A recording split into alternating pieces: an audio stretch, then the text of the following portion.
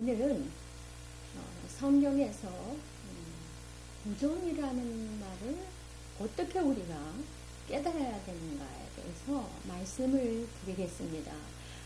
기독교는 다른 종교와 달라서 우리는 부활관의 신앙이죠. 그것이 다릅니다. 자, 그럼 무덤하면 우리가 이거를 깨달으려면요, 먼저 생기라는 것부터 우리가 그거를 좀 알아야 되겠습니다. 자, 무덤은 뭡니까? 죽은 자를 장사 지내는 곳이 무덤이죠. 우리가 일반 생활사에서 말한다면 죽은 자를 장사 지내는 곳입니다. 근데 성경에서는 이 무덤을 어떻게 했냐면 죽은 사람을 장사 지내는 것을 우리의 영적 차원에서 그거를 깨닫게 하기 위해서 그것을 갖다가 빗대어서 이렇게 표현한 거죠.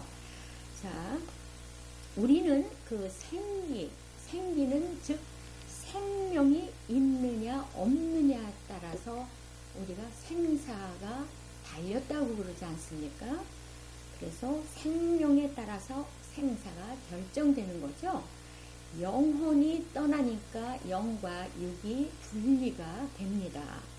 성경에서는 이것을 죽음, 그러니까 몸은 살아 있어도 이제 영이 떠나는 것을 이렇게 그것을 죽음으로 죽은 자로 그렇게 말씀을 하고 있죠. 우리 영이 죽은 것을 이제 이렇게 성경에서는 죽은 것으로 표현을 했고, 또 다시 그것이 살아나는 것을, 영적으로 살아나는 것을 부활이라고 이렇게 말하고 있습니다. 자, 그러면 이제 아까 말씀드렸다듯이 먼저 죽음이나 무덤이나 이런 걸 깨닫기 위해서는 우리가 생기를 알아야 되겠는데, 우리들이 잘 알고 있는 요한복음 1장 1절에서부터 5절 사이에 그 말씀의 뜻이 담겨 있습니다. 또 그 안에는 또 우리가 아주 그 속안에 우리가 깨달아야 될 점이 있다는 것이죠. 태초에 말씀이 계시니라. 이 말씀이 하나님과 계셨으니 이 말씀이 곧 하나님이시다. 그러니까 뭡니까? 하나님이 말씀이고 말씀이 하나님이라고 그러시네요. 그리고 이제 쭉 내려다 보면 그 4절인가요? 그 안에 생명이 있었으니 이 생명이 바로 사람들의 빛이라고 이렇게 말씀하고 계십니다. 그 안이란 바로 말씀 안에 생명이 있다는 거죠. 말씀 안에 생명이 있는데 그것이 또 생명이 빛이라고 그러네요. 우리 생활사에서도 빛을 받지 못하면 우리가 살기가 힘들죠. 모든 생물이 빛으로 인해서 유지를 하고 있지 않습니까? 생명을. 자, 우리가 초목들도 나무들도 빛을 받지 못하면 살아날 수가 없죠. 사람들도 마찬가지입니다. 그러니까 그 빛이 바로 생명이고 또 생명이 말씀이다. 이렇게 말씀하고 있습니다. 이것을 보더라도 이 생명이 우리의 그 육신적인 목숨을 말하는 것이 아니다라는 것을 이 안에서 깨닫게 됩니다. 여기에 빛도 우리 자연계에 또한 우리 하나인 빛을 말함이 아닌 이 안에서는 어떤 영적인 빛을 말하고 있다는 것입니다. 즉 영혼 생명의 근원은 말씀 안에, 즉 하나님 안에 있다는 것이죠. 우리는 이 말씀의 진리를 떠나서도 육신적인 생명을 가지죠. 말씀을 떠나서도. 그러나 영적으로 말씀, 즉 하나님의 그 진리의 말씀을 떠나서는 생명과 빛을 얻을 수 없다고 이렇게 말씀하고 있네요. 그러면 반대로 우리가 말씀 밖을 떠난다면, 진리의 말씀을 떠난다면 우리는 죽은 자라고 이렇게 말하고 있습니다. 그것이 즉 뭡니까? 빛의 반대는 어둠 아닙니까? 즉 생명의 반대는 또 사망이죠. 그러니까 영적으로 우리는 진리의 말씀을 떠나서는 어둠이요 곧 생명을 잃게 된다는 거죠. 이거는 육적인 얘기를 하는 것이 아닙니다. 자, 그러나 영혼을 두고 얘기할 때는 바로 말씀 밖을 떠나서는 죽음을 맛본다는 것입니다. 자, 그러니까 성경에서 생명이 있다, 없다라고 하는 그 차이는 곧 말씀이 있다, 없다라고 이렇게 말하게 되겠습니다. 그래서 빛을 말씀으로 표현했으니까 빛이 있을 때는 밝고 없을 때는 어둡다라고 말하는 거죠. 진리를 전제로 해서 말씀이 생명이라면 이 생명이 없으면 죽었다라는 것입니다. 오직 진리 안에서만 생명이 있다는 것입니다. 멀쩡히 우리가 육신은 살아있죠. 그렇지만 하나님이 보실 때에 그 안에 진리의 말씀이 없는 자는 죽은 자로 이렇게 하신다는 것이죠. 자, 진리 가운데 있으면 또 산 자가 되겠습니다. 그러니까 모두 표현의 기준은 우리가 영적으로 표현 기준은 하나님의 중심적인 것입니다. 하나님이 중심적인 것이고 또 영적인 차원입니다. 요한복음 6장 63절에도요. 살리는 것은 영이니 육은 무익하다. 내가 너에게 이른 말이 영이요 생명이다. 이렇게 말씀하시죠. 예수님이 우리에게 주시는 진리의 말씀이 영이고 생명이라는 것이죠. 그러면 우리 생기라는 거를 이제 무덤이니 이런 죽음이니 알려면 우리 생기라는 것을 한번 생각해 보죠. 생기라는 것은 글자 그대로 뭡니까? 살리는 기운이죠.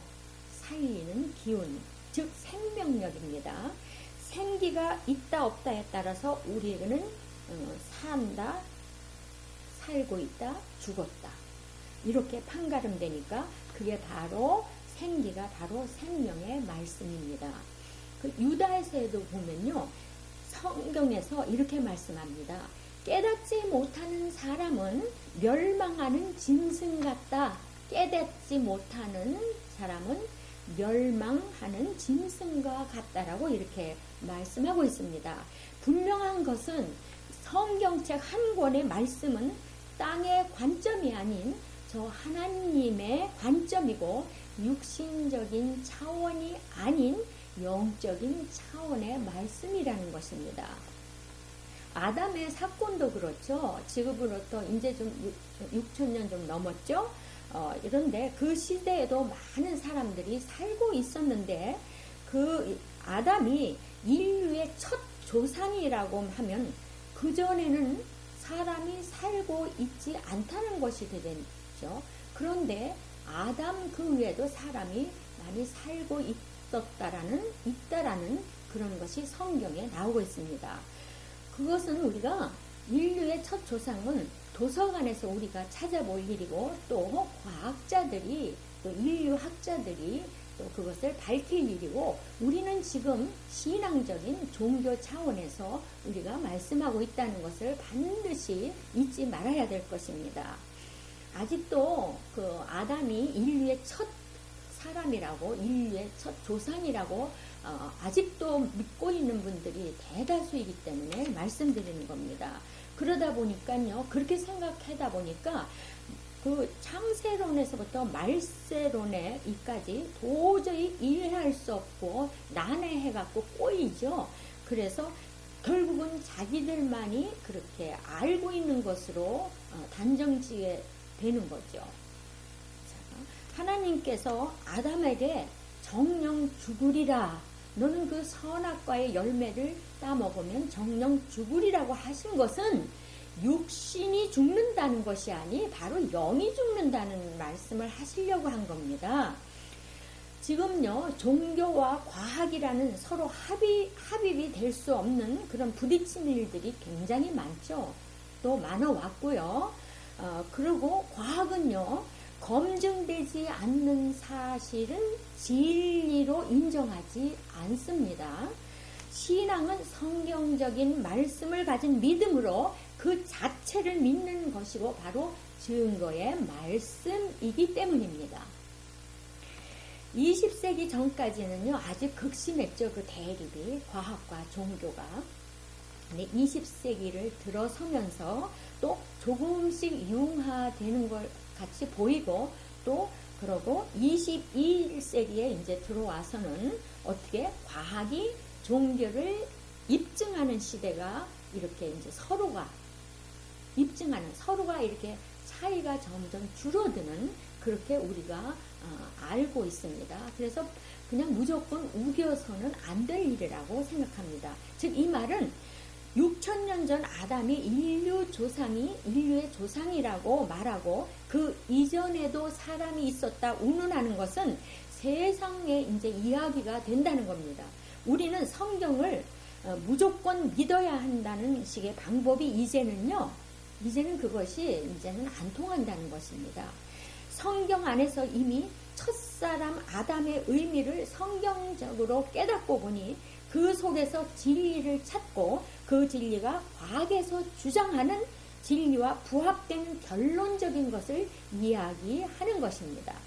성경은 더 이상 어떤 교리적인 그리고 어떤 편견이나 아집이나 그런 고집인 것들로 이렇게 묶여져 갖고 더 이상 기독교 신앙의 교리 자체가 웃음거리가 되고 또 그런 비난이나 비판을 받아서는 안 된다는 것이죠. 자, 성경에서 그 소성이라는 뭡니까? 만국 소성. 그것은 비뚤어진 것을 다시 잡고 희고 검은 것을 확실히 드러나감에 따라서 그 참이 승리하고 거짓이 패하는 그런 바로 우리가 참이 승리하는 세계로 만들어 나가는 지금 현대 사회에서는 우리가 그것을 반드시 생각해야 될 점입니다. 성경의 갈빗대 하나를 아담의 갈빗대 하나로 하와를 만들었다고 그렇게 말하고 있죠. 그러면 그 성경에서 말하는 갈빗대란 무슨 뜻이며 또 그건 어떠한 것을 뜻하는 것인가를 알지 못하면 이렇게 되겠네요. 아담은 결국은 갈빗뼈 하나를 하와에 줬으니 하나가 모자라겠네요. 하와는 갈빗뼈 한 개가 더 많게 되겠고요. 자, 이거 우리 상식적으로 꽤 굉장히 웃음거리가 되지 않습니까? 자, 그거는 성경을 바로 덮은 채로 믿으라고 하니까 그런 결과가 나오는 거죠. 자, 이제 우리는 이제 무덤이라는 거에 대해서 성경적 의미를 한번 우리가 보겠습니다. 육신적으로 한다면 무덤은 죽은 자가 우리가 그 안에 있는 곳이죠. 그리고 또 영이 죽은 사람의 육체는 바로 그 육체가 무덤이 되겠네요. 죽으면 땅에 육신을 묻는 것을 무덤이라고 하듯이 성경에서는 우리의 그 속사람이 미혹을 당해갖고 이렇게 영이 죽으면 그렇게 그걸 무덤이라고 표현하죠. 우리가 세상 사람들은 최초의 살인자가 가인이라고 이렇게 믿는 사람들은 바로 말하는 분들이 많이 있더군요. 그런데 사실은요, 영적으로 최초의 살인자는 에덴에 들어왔던 뱀입니다. 뱀이 왜냐하면은 어떻게 했습니까? 하와 아담을 미혹했지 않습니까? 그러니까 아담이 영적으로 죽었기 때문에 뱀이 최초의 영적으로 죽인 자의 살인자가 되는 거죠. 뱀입니다. 이 뱀이 거기에 그냥 뱀이겠습니까? 그거를 어떤 것을 우리가 사람을 그렇게 빗대어서 뱀으로 표현한 것이 성경에 바로 나와 있습니다. 자, 요한복음 8장 44절에 가면 그 뱀이 첫 번에 살인한 자라고 말한 말씀을 하고 있습니다. 너의 아비는 마귀다. 처음부터 살인한 자다. 진리가 속에 없으니까 그렇다라는 것이죠. 예수님은 바로 서기관과 바리새인에게 뱀이라고 그러고 독사의 새끼라고 말했습니다. 그러니까